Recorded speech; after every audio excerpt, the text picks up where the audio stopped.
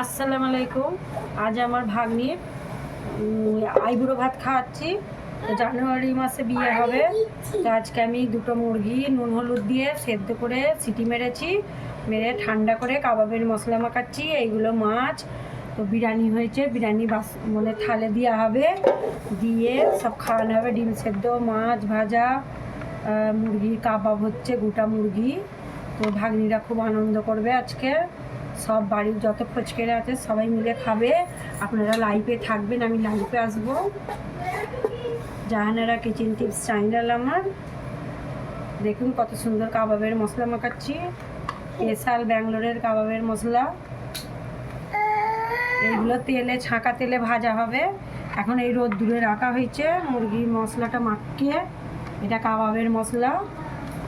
এই মশলা কলকাতায় পাওয়া যায় না, সেটা ব্যাঙ্গালোরেই পাওয়া যায়।